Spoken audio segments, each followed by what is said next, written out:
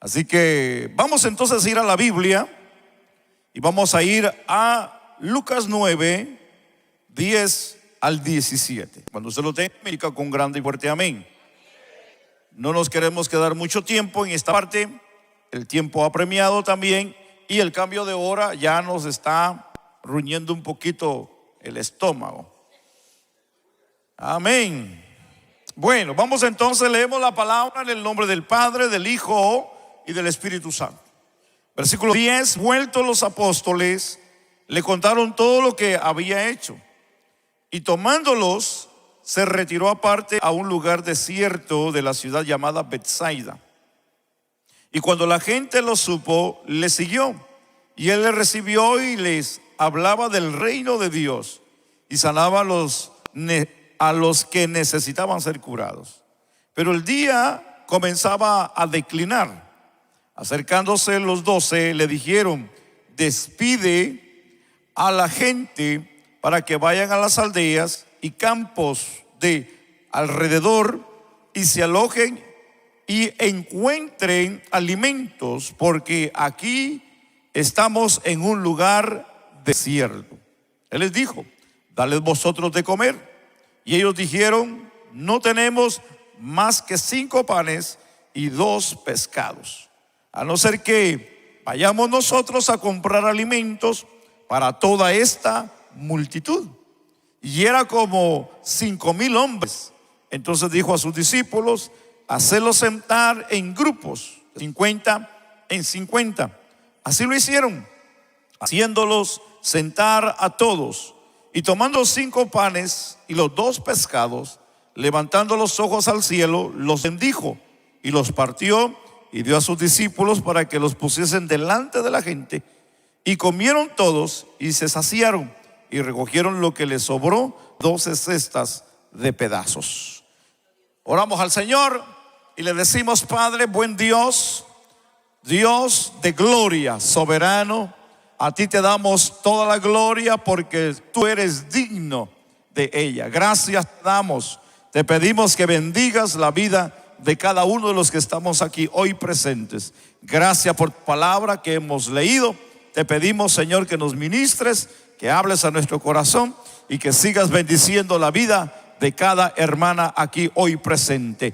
En el nombre poderoso de Jesús. Amén y amén. Tenga la amabilidad de tomar su lugar. Muchas gracias. Bueno, es interesante pensar de lo que ya hemos mencionado anteriormente, y este tema tiene varios puntos importantes que necesitamos dialogar. Entendamos que nosotros, como seres humanos que somos, no somos agradecidos. Hay que reconocer eso. No hemos nacido con esta cualidad de agradecimiento. Entendamos que por naturaleza no lo somos. Entonces, por eso es que necesitamos aprender a dar gracias. Y esto es muy importante.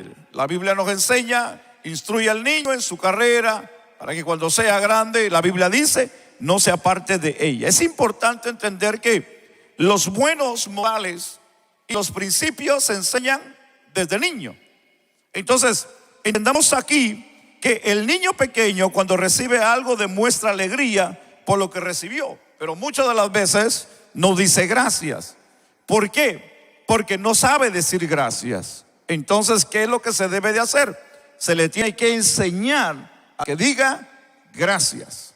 Y de ahí entonces el niño ya lo hará como un hábito. Cuando todo lo que él reciba en la vida, siempre va a dar gracias por ello, porque se le enseñó y aprendió a dar gracias. Entonces, desde ahí el padre ya no tendrá el problema de decirle cómo se dice cuando le regalan algo, porque automáticamente el niño dará gracias porque se le enseñó y porque aprendió. ¿Explico?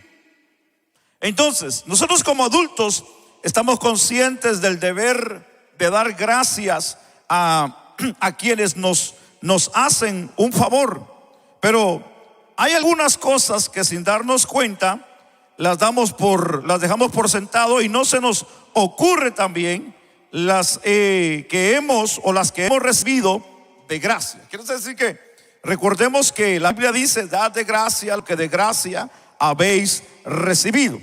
Así que debemos de dar gracias ¿a quién? A Dios primeramente por todo ello, como la vida, la salud, la familia y todas las cosas que hemos recibido, e incluso las que de una manera hemos obtenido a través de nuestro esfuerzo, a través de nuestro trabajo y a través de todo lo que nosotros hayamos emprendido en la vida.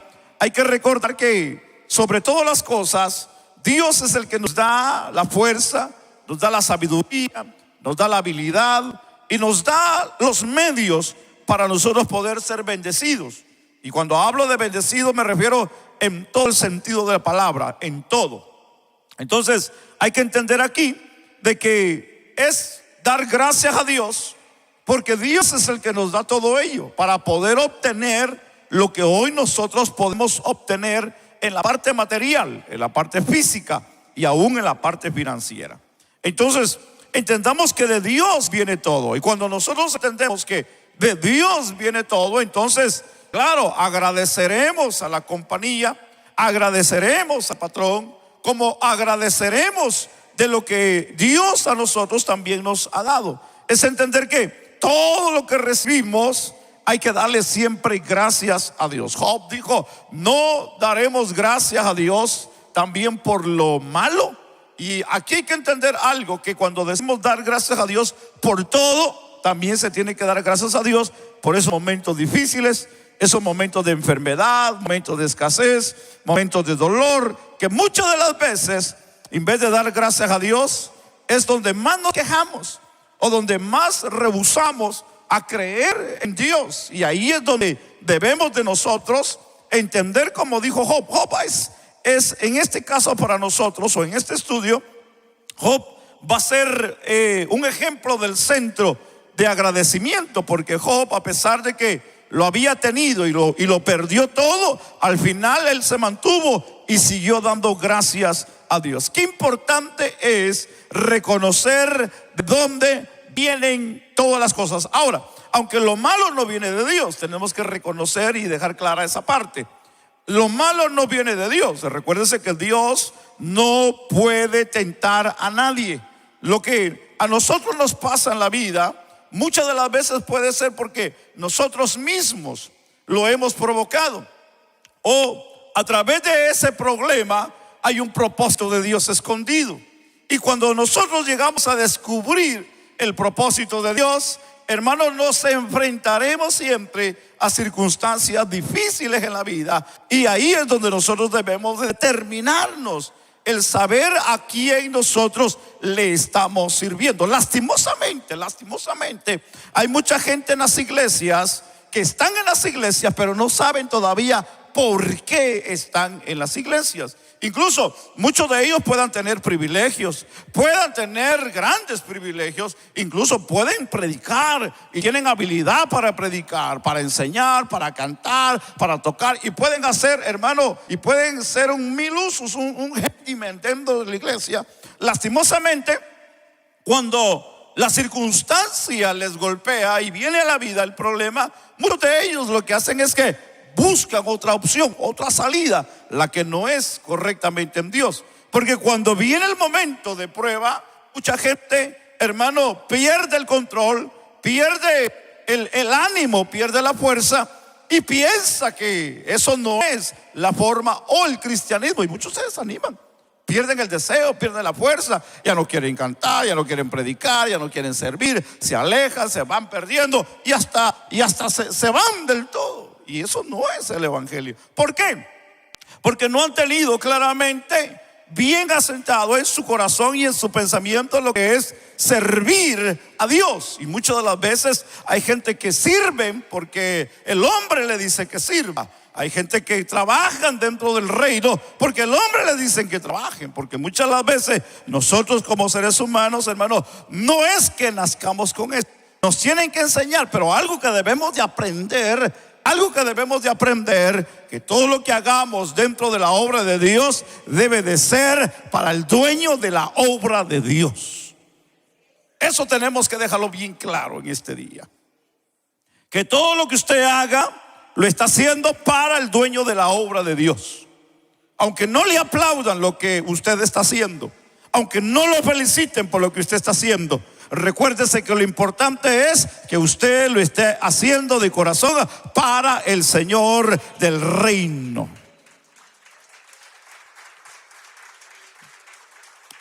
Entonces, hay que ser agradecidos. Sí, hay que ser agradecidos. Salomón dijo: porque todo lo que tenemos lo hemos recibido y tuyo es, y lo hemos recibido de tu mano. Que de una manera también dijo: damos. Por eso que la Biblia dice: así como hemos recibido por gracia, demos también por gracia. Hay que darle gracias a Dios en todo tiempo, y eso hay que reconocerlo. Uno de nuestros malos hábitos es desear siempre algo más de lo que nosotros podemos muchas de las veces tener. Y cuando no lo logramos, lastimosamente nos sentimos frustrados, porque nunca, de una manera, estamos conformes con lo que tenemos. No hay nada tan duro en la vida de alguien sentirse frustrado por lo que no puede tener en la vida. Entonces, de una de las cosas que debemos hoy aprender es a dar gracias a Dios por lo que tenemos. No es por lo que no podamos tener, no, hay que dar gracias a Dios por lo que tenemos. Y muchas de las veces ese que tenemos o eso que tenemos para mucha gente no es suficiente. Hoy hemos leído un pasaje de la Biblia interesante donde vamos a entender que debemos de dar gracias a Dios aún por lo poco que tenemos. ¿Alguien puede bendecir a Dios en esta noche? Hebreos capítulo 3 versículo 5 dice: sean vuestras costumbres sin avaricia, contentos con lo que tenéis ahora, dijo el escritor a la carta a los hebreos. 2. Los discípulos vieron un problema. ¿Y cuál es el problema que ellos pudieron observar en la lectura que dimos? Que la Biblia dice que era tarde, y otro problema grande que dice la Biblia que tenía hambre, y que también había mucha gente que no habían comido. Un problema grande que encontraron los discípulos cuando estuvieron reunidos en ese lugar desértico, porque la Biblia fue y es específica en mencionar el lugar donde ellos se encontraban. Y la Biblia dice que estaban en un lugar ¿qué? ¿Leyó conmigo? ¿En qué lugar estaban? ¿En una ciudad? ¿En el mall? ¿En el mercado? ¿En la casa? ¿En dónde estaban? Estaban en un desierto. ¿Y qué es un desierto? Donde no hay nada. Está vacío. No hay vida, no hay forma de sobrevivir. No hay panadería, no hay refresquería, no hay nada de eso. Es un desierto. Entonces, ellos entendieron otro gran problema que hemos leído, que dice la Biblia, que comenzaba a oscurecer, comenzaba a hacerse tarde. Entonces, ellos se dieron cuenta que tenían un serio problema, que la gente estaba comenzando a tener hambre después de una gran jornada de servicio. Las hermanas damas, ¿cuántas veces comieron el sábado, hermanas? Perdieron la cuenta, ¿eh? Y cómo da de hambre cuando uno está fuera de la casa, fíjese. Más cuando el cuerpo está en acción, ¿verdad que sí? Se le antoja a uno todo. No diga, no me menciones estando en ayuno. Mire, cuando uno está en ayuno, el primer día de ayuno, eso es fácil. El segundo día, eso es fácil. Cuando llega el tercer día consecutivo de ayuno, el cuarto día de ayuno, mire hermano, le pasan los pedazos de pollo que nunca se comió enfrente. Le pasan los pedazos de pizza por la mente que no se comió. Aquella comida que rechazó. cuando dijo en el buffet, ya estoy llena, ya estoy lleno, se recuerda, le viene eso. Mire, hermano, la carne es traicionera. Le viene todo eso a la cabeza y uno, hermano, encerrado, los que han tenido esa experiencia, encerrado uno, a veces uno quiere, hermano, volverse loco allá adentro uno. Por eso que a veces hay ayunos que cuando son más de un día, tiene que asegurarse que sean ayunos que Dios a usted lo motive en hacer. Porque hay ayunos, y no sé por qué estoy diciendo esto, pero bueno, hay ayunos que uno mismo se los pone por cierta situación y tiene una meta. Pero hay ayunos que muchas de las veces lo hacemos solamente por hacerlos, y hay que tener mucho cuidado cuando nosotros ayunamos. El ayuno, recuérdese que tiene poder. Alguien dice amén. Entonces, cuando hablamos de esa parte, es interesante pensar que estaban en un lugar desierto, donde no había nada, no había comida. No sabemos si había agua, pero porque en un desierto no hay ni agua. Entonces, toda esta gente, recuérdese que la Biblia habla que son suficientes para hablar de 5,000 personas, varones. Se cree y se dice que no se estaba contando a las mujeres y a los niños, porque en realidad sí iban niños, iban jóvenes. La Biblia solamente habla aquí, registro de varones, de hombres. Entonces, pudiese haber sido más que 5,000.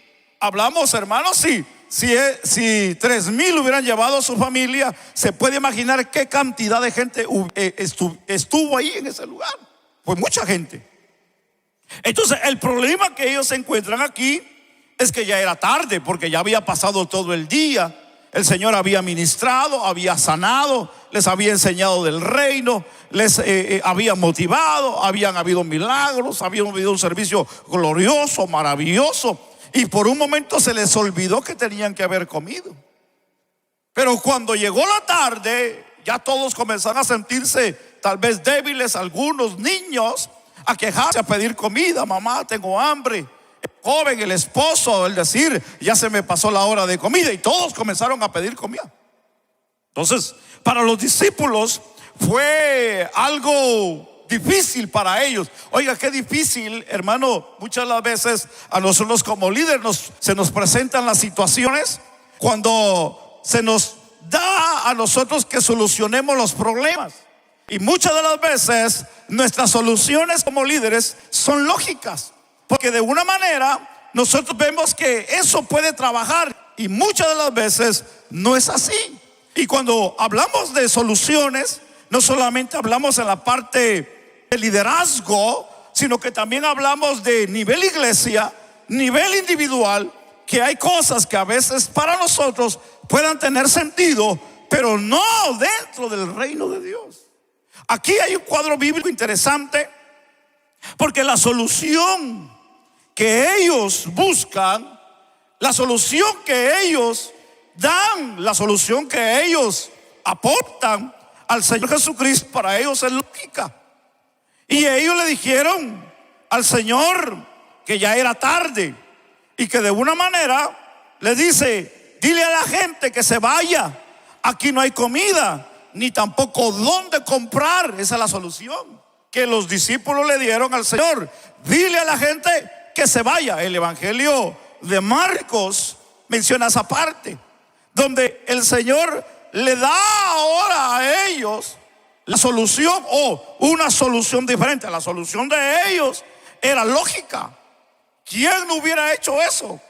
Yo pienso que yo, tal vez usted también. No hay comida, todos tenemos hambre, vamos y salgamos a ver dónde hay comida. Recordemos que la Biblia, donde hemos leído, los discípulos le dijeron, uno de ellos le dijeron: si aún tuviéramos 200 denarios, no alcanzaría para completar y darle de comer a toda esta gente. Eso quiere decir que era demasiada gente para poder darles de comer, aunque hubieran tenido dinero. Entonces, el problema era serio, el problema era fuerte, el problema que ellos estaban enfrentando era difícil. Ahora, veamos la solución de Jesús. La solución de Jesús, Él les dice, los discípulos le dijeron, dile a la gente que se vaya. La solución de Jesús fue, no tienen que irse, denle ustedes de comer. Esa fue la solución de Jesús. Ellos dijeron, despídelos, que se vayan, porque no vamos a poder alimentar a toda esta gente. Jesús les dijo, no los despidan, denle ustedes de comer. La solución de Jesús para ellos no tenía lógica. Y en realidad, humanamente, hay cosas en Dios que no tienen lógica para nosotros. Decimos, pero ¿cómo es que esto va a trabajar? ¿Cómo es que esto va a tener un rumbo diferente cuando yo estoy viendo, hermano, y tengo hasta 4 ojos, puedo decir hoy, ¿verdad?, que la situación no tiene solución, no tiene camino, no hay forma de poder decir que la cosa va a tener un rumbo diferente para mejorar. Al contrario, si nos quedamos, si seguimos, esta gente nos va a golpear, se van a morir, se van a enfermar. Aunque ellos, hermanos, de una manera tenían al que podía sanarlo. Conocían a Jesús como sanador, pero no lo conocían como multiplicador. Ese es el milagro maravilloso. Ahora, la solución de Jesús se fue más allá de lo que ellos creían y pensaban, porque la solución de Jesús les dice, denle ustedes de comer. Ahora, la diferencia de pensamientos, hablemos de pensamientos. Los discípulos pensaron, pero ¿cómo? No tenemos comida aquí, aunque ellos dijeron ni dinero, y ellos dijeron, y si tuviéramos no alcanzaría para comprar. Ahora, ¿qué es lo que Jesús pensó? Jesús pensó, lo que ellos tienen fue más que suficiente para él hacer el milagro. Ahora, escuche por favor, porque esto es maravilloso. Pensar aquí algo muy importante, porque lo que para nosotros es muy poco, lo que para nosotros no tiene sentido, lo que para nosotros humanamente se ha acabado, está en cero, ya no hay, para él es mucho. ¿Me entendió lo que dije? Lo que para nosotros ya no es nada, para él es mucho. Para él es mucho. Para él es suficiente para poder realizar lo que él quiere hacer. Quiere decir que lo que para nosotros terminó, para él está empezando. Lo que para nosotros ya no hay vida, él dice, todavía hay vida. Está dormido, le dijo a aquellos discípulos cuando dijeron que Lázaro había muerto, y él dijo, no, está dormido, duerme. Lo que para muchos es muerte, para Jesús está dormido. Eso quiere decir que todavía tiene vida. Esto es maravilloso pensar. Yo no sé usted si está aquí en esta tarde. ¿Cuántos están en esta tarde aquí? Amén. No me asuste, por favor.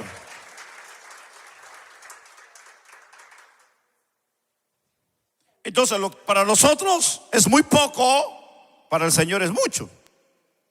Pero es mucho cuando nosotros sabemos confiar y depositarlo en las manos del Señor.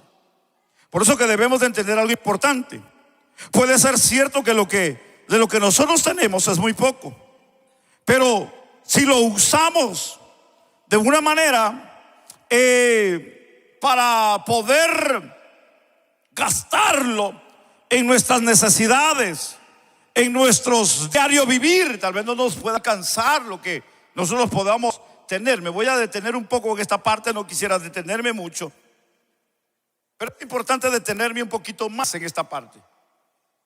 Y es que cuando nosotros hablamos, y me voy a enfocar un poquito de economía, es importante pensar cómo Dios puede solucionar nuestros problemas económicos.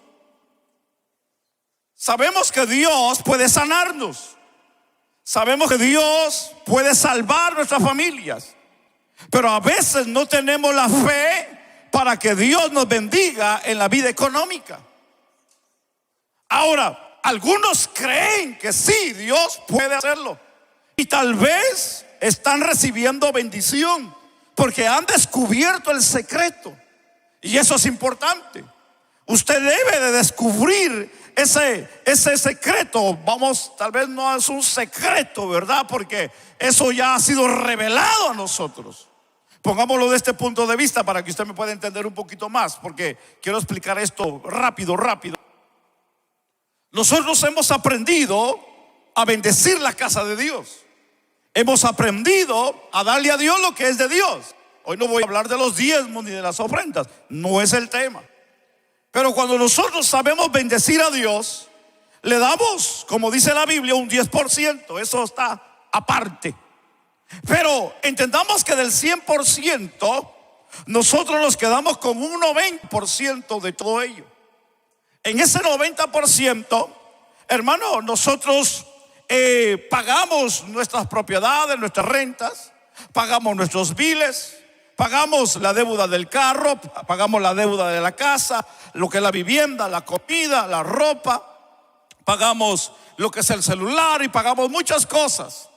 Pero cuando hablamos de ese 90%, para muchos puede ser un 90% muy bajo o puede ser muy alto. Cuando hablamos de economía, a mí me gusta escuchar a esa gente que sabe hablar de economía, aunque yo no soy rico en la parte económica, pero a mí me gusta escuchar cuando hablan de economía, porque el problema que nosotros podemos enfrentar, que lo que es economía en Dios, para ellos es un problema, y hablamos de los que saben y los que conocen inversión. Por ejemplo, nosotros algo que debemos de aprender es saber ahorrar, porque si no ahorramos, los que no tenemos ahorro para nuestra jubilación, vamos a tener problemas. Los que por alguna razón no tenemos tal vez algo estable y necesitamos ahorrar para el futuro de la universidad de nuestros hijos, debemos de hacerlo. Necesitamos ahorrar para poder lograr ciertas cosas en la vida. Eso es lo que nosotros hemos aprendido: el ahorrar para poder tener, ahorrar para poder invertir, ahorrar para poder tener una vida mejor en el futuro. No en el momento, porque en el momento nos vamos a apretar el cinto, el cincho, como tal vez podamos llamarle. Pero para el problema económico, o cuando hablamos de economía, eso no es así. En la economía social, en la economía del país, eso no trabaja. Ellos dicen que el que ahorra está empujando al país a una recesión. ¿Por qué? Porque la recesión viene cuando alguien no quiere invertir. Entonces, ¿cómo podemos evitar una recesión en el país y en el mundo? Cuando nosotros invertimos. Entonces, cuando nosotros ponemos el dinero en el banco, mucha gente piensa que el dinero ahí está en una cajita. No, su dinero anda por el otro lado del mundo, hermano. Su dinero es un número solamente. Como muchos de aquí ya no usan dinero de papel, de moneda. Muchos ya aquí pura tarjeta. Su dinero es un número, sencillamente. Es un número que está hoy y mañana no está. Entonces, el banco de la misma manera, el banco local, el banco de la ciudad, es un banco que sobrevive no de lo que usted pone en él. No, el banco sobrevive de lo que usted presta al banco. Y ahí hablamos de las tarjetas de crédito, y ahí hablamos de los préstamos hipotecarios, ahí hablamos de estas préstamos mobiliarios y todas estas cosas. Un banco subsiste de lo que presta, no de lo que recibe de alguien que va a poner su cuenta. Ese dinero no es suficiente para ellos subsistir o sobrevivir en esta gran nación de lo que es un mundo de economía o económico, o de lo que es la vida de dinero. Entonces, para ellos, dicen ellos, los expertos, que un banco tiene que empujar para que puedan prestarle. Por eso de que cuando hablamos de alguien que quiere abrir una cuenta de banco, es lo más fácil que puede haber en este día, hermanos. Abrir una cuenta de banco en este día Es fácil, solamente lleva una identificación y probablemente un número de residencia donde vive, y es todo lo que necesita. En mi tiempo se necesitaba seguro social, se necesitaba licencia, se necesitaba 2 a 3 biles de residencia, teléfono, gas, agua y 3 personas para que le firmaran que usted era quien decía que era. Entonces no cualquiera o cualquier banco o a cualquier persona le daban fácilmente una cuenta de bancos. Estoy hablándole de algunos años atrás. Hoy en día es más fácil. Por eso que mucha gente en aquellos tiempos, cuando recibía su pago y le daban su cheque, tenía que ir también al banco donde la compañía tenía su cuenta de banco. Hoy no, hoy usted puede hacerlo en su banco porque pueden trasladar el dinero. En aquellos tiempos no era así, era muy diferente. Hoy a usted dan una tarjeta de crédito fácilmente, le pueden hacer un préstamo fácilmente. ¿Por qué? Porque esa es la parte que ellos trabajan para poder empujar la economía del país, para que el país se pueda mantener arriba en su economía. Hablamos de la bolsa de valores, hablamos de todas las inversiones, hablamos de lo que invierten fuera y de lo que invierten adentro. Entonces, cuando alguien va a pedir un préstamo al banco, a X banco, para ellos es donde ellos hacen el dinero. Entonces ellos hacen el préstamo, pero el que saca el dinero o el que fabrica el dinero no es el banco local, es el banco nacional. Entonces el banco nacional es el que aporta para que el banco local permanezca, sobreviva y la economía se vaya para arriba. Entonces, ¿qué es lo que queremos decir? Que los inversionistas o los que saben de este tema dicen: no es bueno que usted guarde su dinero.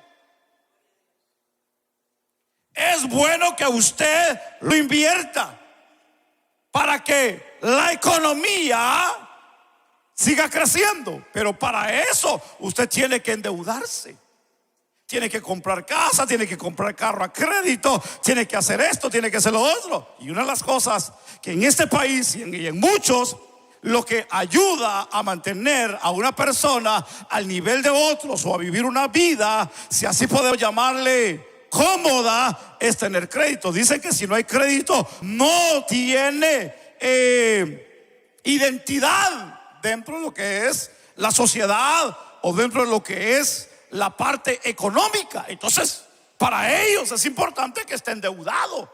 Y cuando alguien está endeudado, ¿qué es lo que va a hacer? Va a trabajar toda su vida y nunca va a terminar de pagar lo que debe, porque se va a tener que endeudar hoy, mañana, pasado, y nunca va a ser esclavo de una deuda hasta que se muera. Porque aún hasta cuando se muera, en el cajón que se va a llevar, lo va a deber también.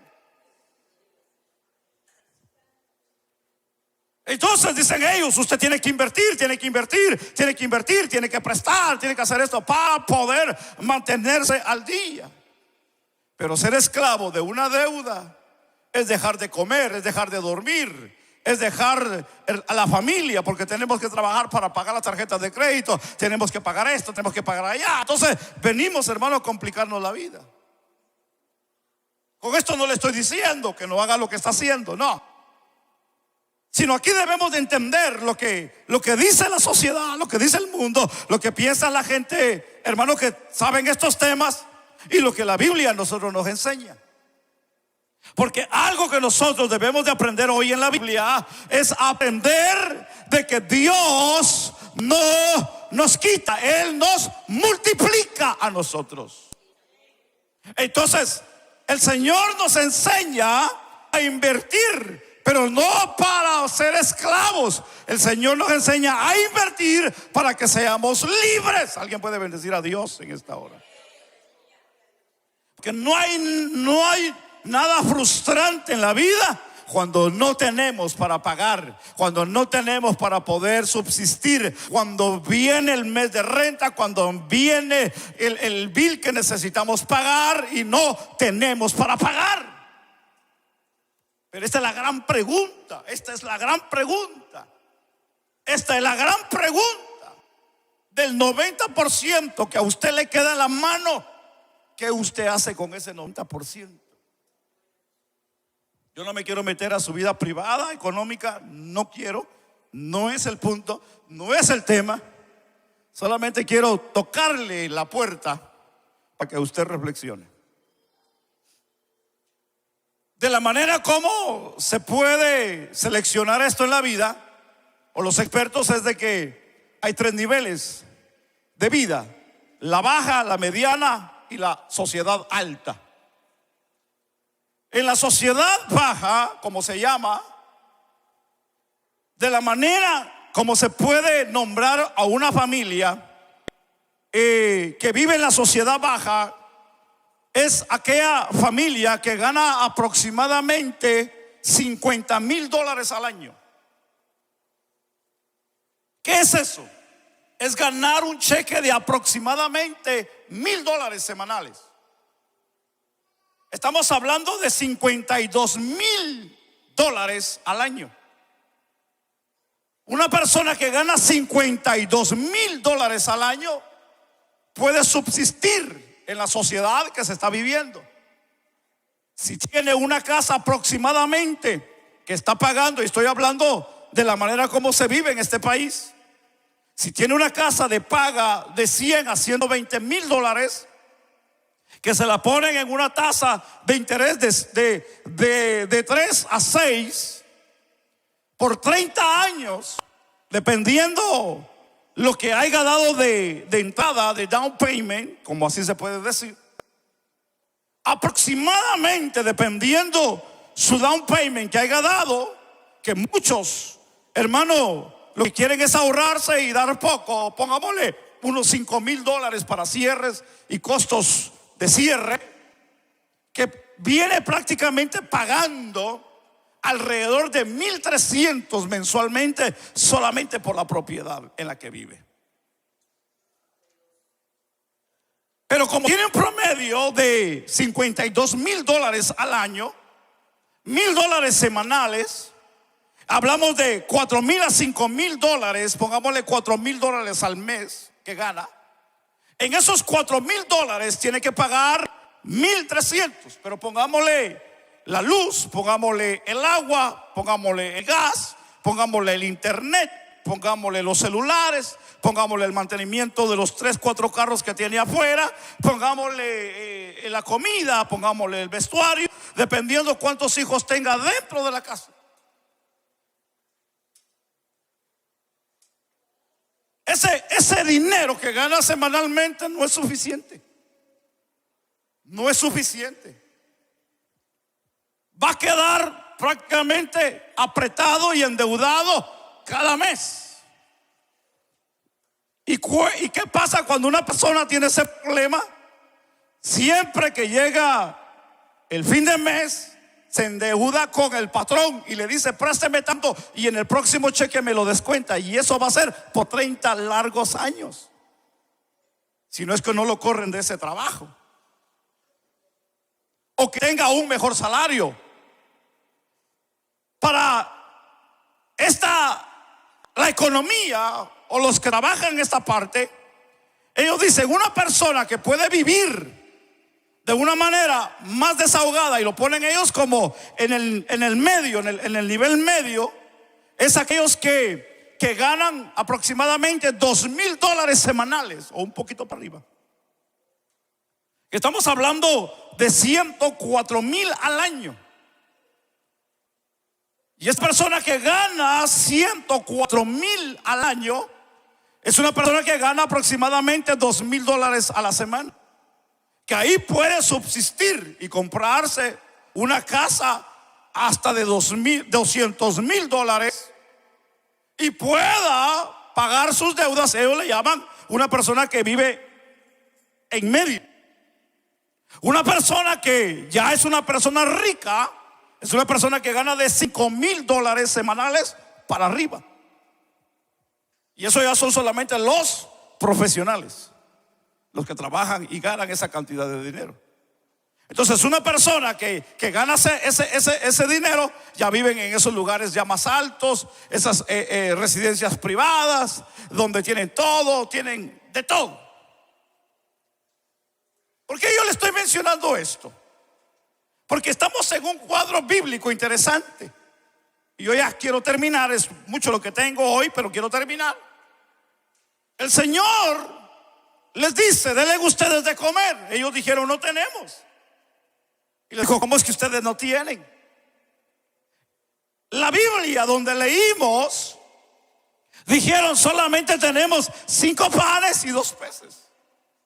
El Evangelio de Juan habla de un joven que estaba con ellos y dijo: solo este joven tiene 5 panes y 2 peces. ¿De dónde salieron los 5 panes y los 2 peces? Juan identifica que lo traía un joven.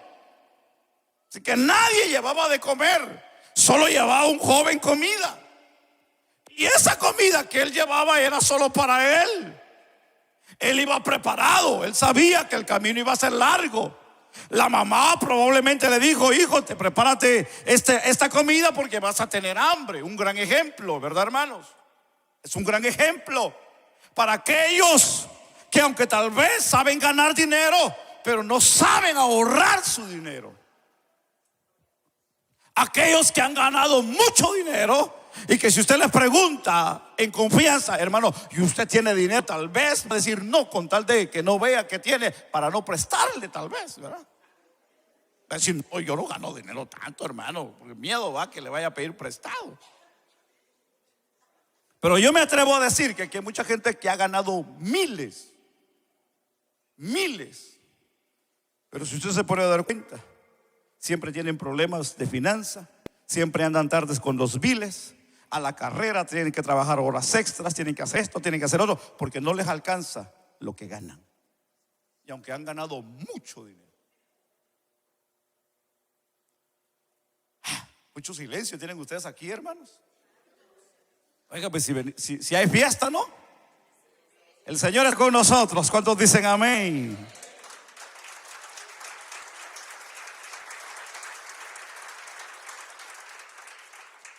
Entonces la pregunta es: ¿dónde se le está yendo a usted la bendición de Dios que a usted le ha dado?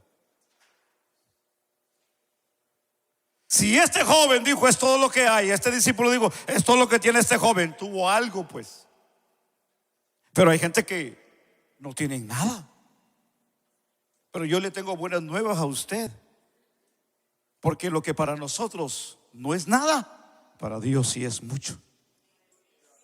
Entonces hay esperanza, hay solución, hay victoria, hay vida en Cristo. Alguien puede decir amén.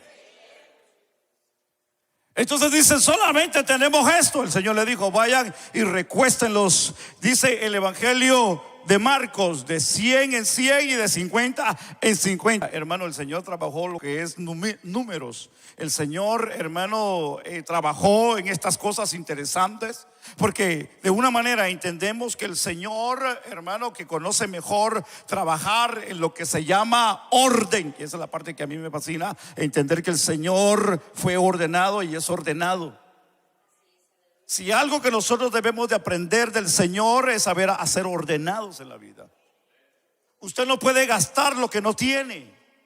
Usted no puede usar lo que no tiene. Usted no puede hacer lo que no tiene. ¿Alguien me está entendiendo en este día? Entonces tenemos que entender que tenemos que usar la sabiduría de Dios y la economía de Dios para poder vivir tranquilamente y en paz en Dios.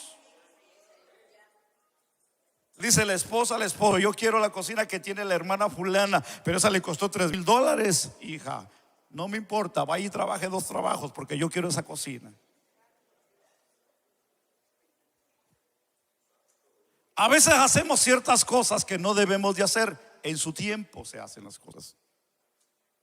Pero hay cosas que Dios nos hace un reto, que es muy diferente. Porque a veces para nosotros decir la lógica del hombre: sí puedo. Y Dios dice: no es el momento que lo hagas. No, pero es que puedo. Sí, pero tranquilo, no puedes. Y hay momentos donde decimos: no se puede. Y Dios dice: sí puedes hacerlo. Dice: no podemos, sí pueden. Es que mira esto, Señor, mira aquí, mira allá. No hay nada, no hay empuje, no hay motivación, no hay aliento. Toda la gente está desanimada. Tranquilo, tú tienes motivación, tú tienes aliento. Sí, contigo basta y suficiente para levantar esto. Le dijeron al Señor: Señor, ya no hables de esta forma porque la gente se está yendo. Y el Señor le dijo a Pedro: ¿y tú también te quieres ir? Le dijo: vete, le dijo, tranquilo. ¿Por qué? Porque el Señor no se basta o no mira la multitud. El Señor solamente busca uno para hacer multitudes. El Señor busca a alguien solamente que esté dispuesto a creerle a Dios para que Dios pueda hacer la multiplicación en la vida. Dios quiere bendecirte. Dios quiere darte lo que tú necesitas. Tal vez no miles, tal vez no millones, tal vez no muchas casas, tal vez no muchos carros, pero que seas feliz con lo que tengas y puedas pagar lo que tienes y puedas servir a Dios con alegría y que puedas sentirte alegre en la presencia de Dios. Eso es lo maravilloso. Yo estoy terminando en esta parte, hermanos. Déjeme terminar esta parte. No te preocupes, por tanto, por lo que no tienes, y usa lo que tienes. Usemos lo que tengamos. Estamos trabajando, recuérdese, en una empresa de milagros. Estamos trabajando en el reino de Dios, donde aquí no podemos llevarnos por la lógica física, sino por la fe en Cristo Jesús.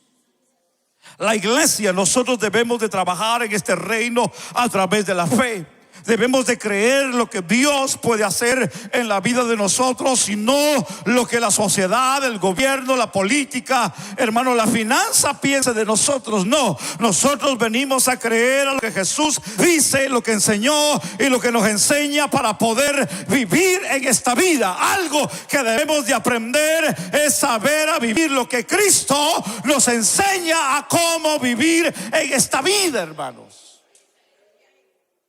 Ahora, entendamos aquí, la hora era avanzada, ya es tarde. Alguien hubiera dicho, me hubieran dicho hace 10, 20, 30, 40 años esto, no estuviera en esta situación. Alguien pudiera tal vez decir, ya muy tarde, pastor, usted me está hablando de esto. No, no es tarde todavía. No es tarde todavía. Todavía no es tarde.